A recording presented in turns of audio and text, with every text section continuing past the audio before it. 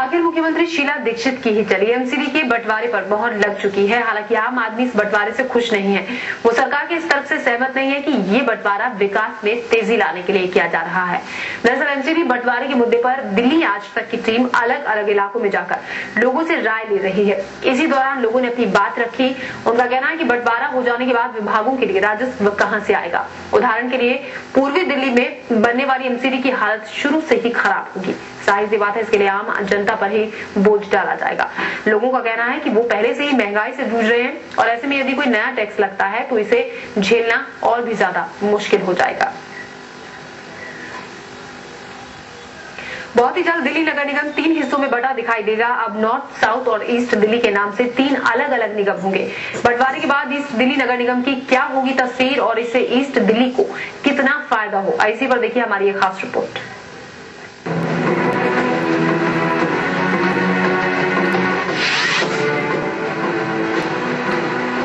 ये है पूर्वी दिल्ली की एक झलक। तमाम बुनियादी सुविधाओं से कोसों दूर इन इलाकों में विकास की रफ्तार सबसे धीमी है, लेकिन विकास को रफ्तार देने के नाम पर अब बहुत जल्द इसे एक स्वतंत्र नगर निगम में तब्दील कर दिया जाएगा।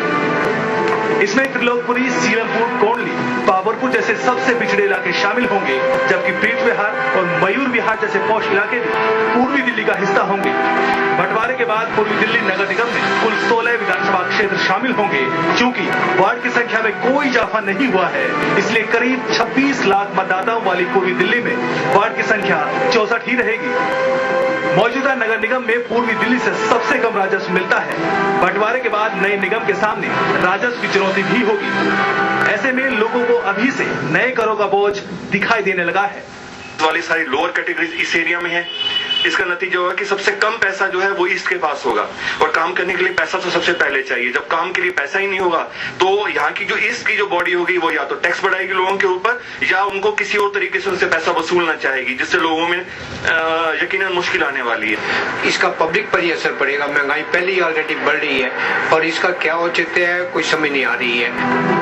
हालांकि लोगों का ये भी मानना है कि नया निगम बनने से पार्षदों और जनता के बीच की दूरी कम हो जाएगी। इलाके में सबसे ज्यादा उत्साह महिलाओं में है, क्योंकि नए निगमों में महिलाओं के लिए आरक्षण बढ़ाकर 50% करने का प्रस्ताव है। उसका बेनिफिट 100% लेडीज को तो मिलेगा ही, क्योंकि जो लेडीज काम कर रही हैं, काफी एक्टिवली काम कर रही हैं, लेकिन उनको चांस नहीं मिल पाता। और इससे अब एक उम्मीद जागी है कि वो शायद कुछ कर पाएंगे। जो हुनर उनमें कुछ कर दिखाने का है, आगे बढ़ने का है, तो इससे हमें लगता है कि हम कुछ कर पाएंगे। यानी पूर्वी दिल्ली को एमसीडी की कई नई चुनौतियों का सामना करना होगा। पूर्वी नगर निगम के तहत आने वाला उत्तर पूर्वी जिला देश का सबसे ज्यादा जनसंख्या घनत्व वाला जिला है। जाहिर है यहाँ की समस्याएं भी बाकी नगर निगमों की तुलना में काफी ज्यादा है, लेकिन हमें तो बस यही उम्मीद है कि नया नगर निगम लोगों की उम्मीद पर खरा उतरेगा। कैमरामैन योगेंद्र सिंह के साथ हरदीप लश्करी, दिल्ली आज तक। एमसीडी के बंटवारे पर लोगों की राय है कि इससे लोगों को कोई फायदा नहीं होगा, उल्टे उनकी परेशानियां बढ़ जाएंगी। पूर्वी दिल्ली के कृष्णानगर इलाके से लोगों की राय जानी हमारे संवाददाता हरदीप लश्करी ने। दिल्ली सरकार ने एमसीडी को 3 हिस्सों